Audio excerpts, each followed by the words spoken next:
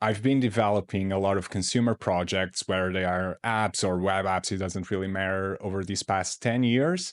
And with that, I've learned a lot of what a project needs in order to succeed, both from the developer perspective, the designer perspective, and the client perspective. But also, I've learned in various painful ways what the project needs in order to completely fail. And in order for it to fail, it doesn't really matter if the project idea is really, really freaking good. It doesn't take a lot to completely nuke a project, and that's what I want this video to be about. So in order to help you guys to succeed in your side projects, but not only the side projects, also how you can try to educate your clients in order to make sure that the approach that that client is taking is the best that it can in order to make sure that that project can succeed. And I wanted to make this video especially because I've been working on a side project for this past year, and even though I believed I knew all of the pitfalls that can lead a project to fail, I still fell right into them. And so I want to make this video not only to promote these new projects that I've been working on called Studify, not only to help you guys not make the same mistakes that I've done, but also as a reminder for myself in the next project so that I can look back into this and try not to make the exact same mistakes I've been warning my clients about. The rules I outline here for what you shouldn't do are more related to side projects because we all have them. We all have a graveyard of projects that we start but never finish, but not just for your side projects. Use this guide in order to educate your client for mistakes that they are making in the projects that they are paying you to do, because obviously we all love to work on projects that eventually become something. So yeah, let's jump right into it. And I want to take you through the process of Studify and along the way, all of the mistakes that were made. Last year, I started taking a professional certification for GCP. And with that, I went through a course, but it was getting to a point where I had to take the exam.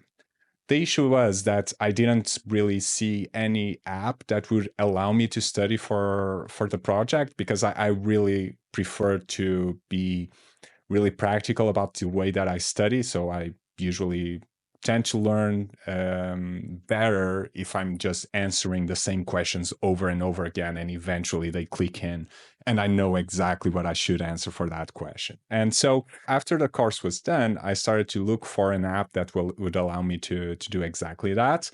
And even though there are a bunch like Quizlet out there, they didn't really do exactly what I wanted to. And so I set out to do an app that would do everything that I wanted to.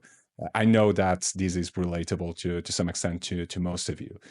And so last year, it was the end of the summer, and I went to a bar next to my house, and I started to just develop on this idea that I had. Like, I knew exactly what I wanted in my head, but now it was time to put it into practice. And so that same day, I went down and I started to write some code without thinking a lot about it.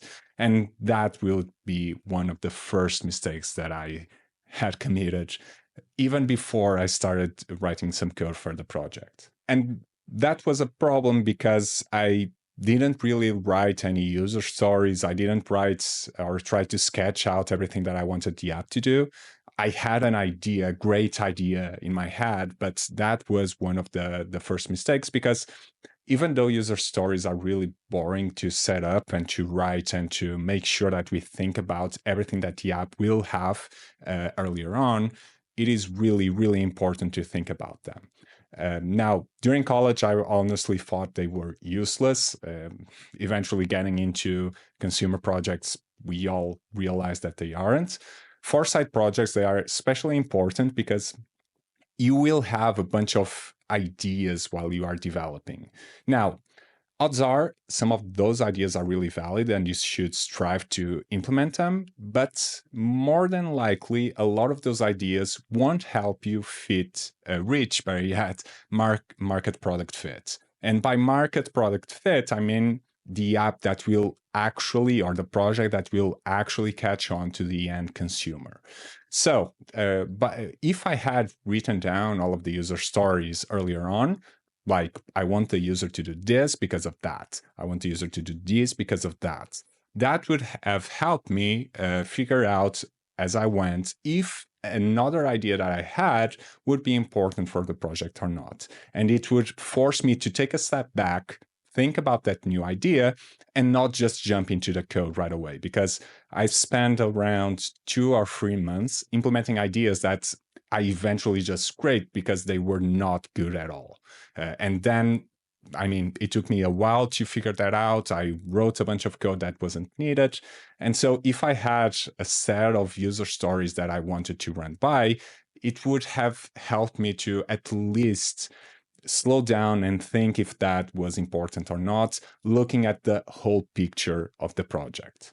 This has a name, it is called feature creep, and basically it is quite easy to get into a point where you are working on your main project, then you have an idea, you scrap everything that you were doing or you stop it, then you start implementing that new idea. After a month or so, you have another idea and you just repeat the cycle. It is not healthy. It will help your product to reach nowhere. So pay really close attention to the initial scope of the project, be really mindful of what's really, really important, and not only work on that. I can guarantee you, after releasing the project, you will have a bunch of time to work on all of the side hustles or side ideas that you had while you were developing the project. The second mistake that I made that same fateful day was not designing anything for the project. So I basically just designed as I coded, which is really fun to do. But the problem with that is that as the project gets more and more complex, you start adding more and more components. And I mean, we are developers, we are not designers. We have basically no idea of how a design system should work, and you will end up with a project that's not cohesive at all. You'll end up with a project that has a bunch of different variants of components that don't make sense when put together, and you'll end up with a UX that's not particularly user-friendly. You'll end up with a project that's really hard to use, and it is really hard to understand that the project is not that easy to use if you are looking at the same project day after day after day after day. Remember, you're not the end user, and because of that, you don't have that user feeling of going into an app and trying to figure out if I click this button, I should go to that screen and I should do this form because implementing this form will allow me to reach this part of the app. New users don't have any idea of that. And so if at that time I had just used Figma, XColorDraw, or even just a piece of paper, and I sketched out all of the screens that I wanted the app to have, it would be really, really that much easier to figure out earlier on the errors that I would eventually make with code. Remember, making errors on a piece of paper is much less expensive than making errors while writing code, because writing code takes a lot of time. And so I'm not expecting you to be a designer. We are not designers by trade, and we are not good designers. Now, some of you might have this good quality of looking into an app and figuring out if it is good or bad. That's different from designing an app. So me personally, I honestly believe that I can look into an app or a website, wherever, and figure out if the design is good or not. But that's really, really that much different from actually designing something from scratch. So be really mindful of that. Try to sketch out the app earlier on. Again, it doesn't need to be Figma. It doesn't need to be XColorDraw, even though I prefer those tools. If you don't feel comfortable with those, just design them on a piece of paper and try to figure out what's the best flow for the user in order to sign up, then to go into the app and actually use your app as they should. That will help you to catch on to errors earlier on. Now, the second mistake that I made related to design was that even though I was using a component library, at that time I picked Tamagui because it is really, really good for React Native. Even though ShadCN is the king for web apps, when it comes to React Native specifically, Tamagui is really awesome. and ChatCN does not have a native solution for their package. So earlier on, I started using Tamagui, but the issue there was that I started to really heavily design the components and alter the components and making specific alterations to the components, even though I really didn't have an idea of how I wanted the app to look.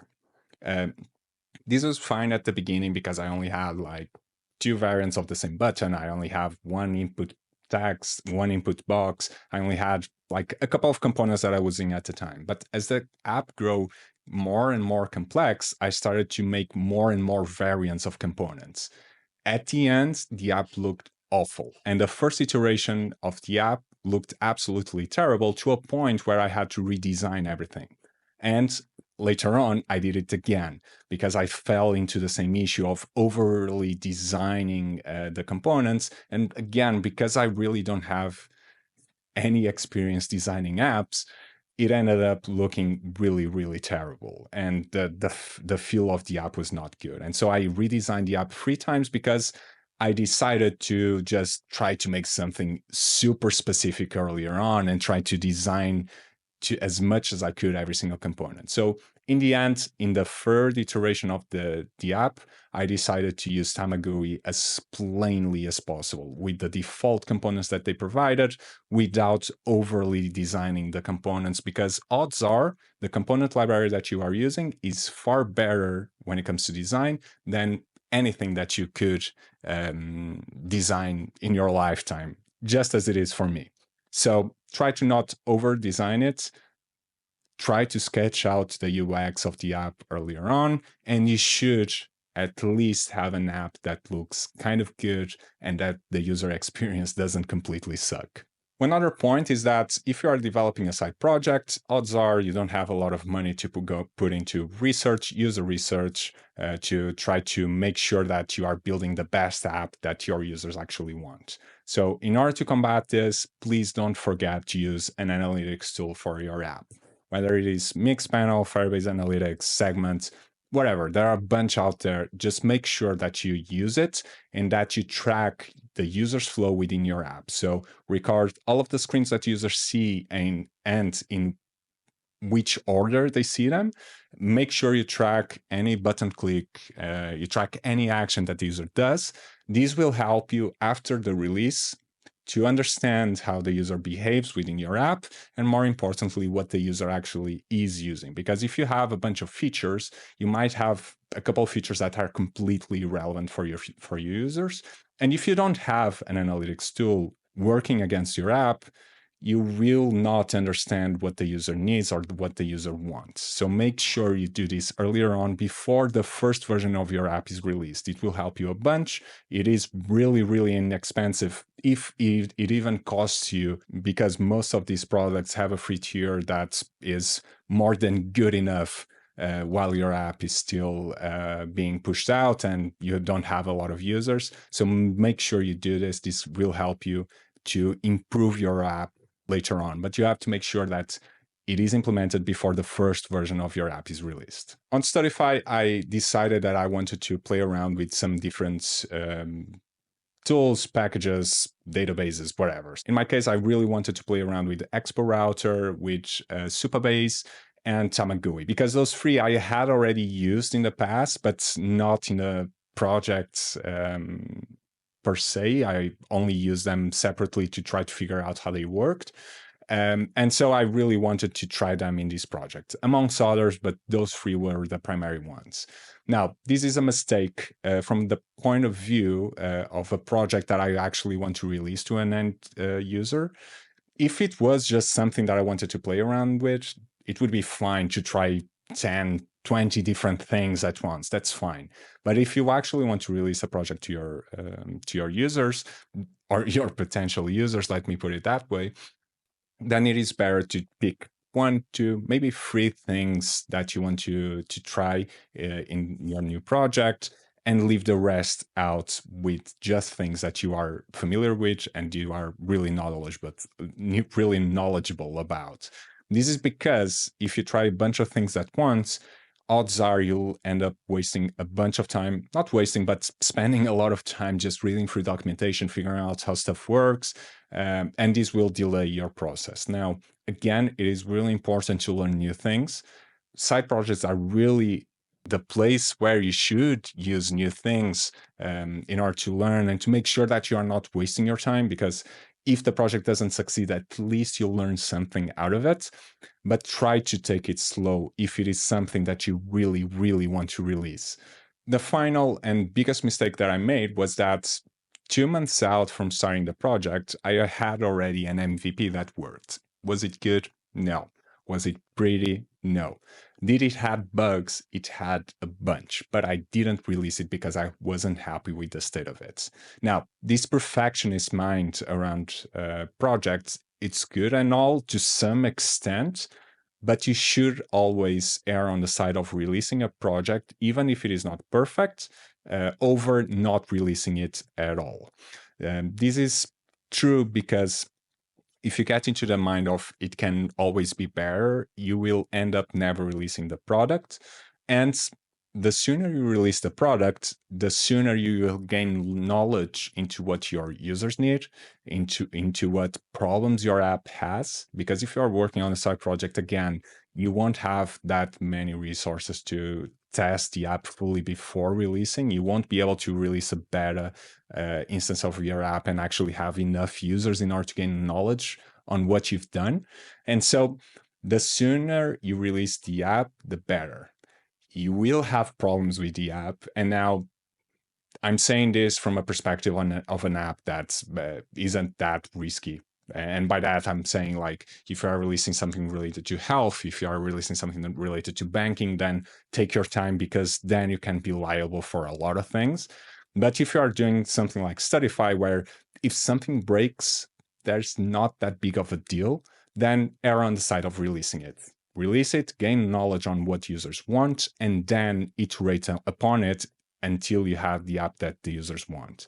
This will make sure that, first of all, after you release a project, you are basically on the hook for it. And so the motivation to work on it is much, much bigger. And on the other hand, you'll make sure that you develop something that your users actually want. That's really, really, really powerful. So basically, you should fail fast, but learn faster. That's a quote that I want you to live by. And that's something that we should always use and strive for, whether we are working on a side project or on a client's project. That's really, really important. So yeah, 1 year later and Studify is finally out. Feel free to test it out. But yeah, the main goal of this video is to show you how this 1 year could have been reduced to a couple months had I not fell into the same type of mistakes I warn my clients about constantly. If you are able to avoid these mistakes that a lot of developers, including myself, fall into time and time again, then you will be on your way to actually releasing your projects, and you'll be sure that the projects have the greatest chance for success possible. Now, it doesn't mean that you won't eventually fall into those. You will, be just like I did for Studify, but at least in the end, you'll develop more side projects or more projects. You'll be able to learn a lot more from them, and eventually you will get to that point where you have a side project that actually makes it out and actually he is successful, because that's what we all want.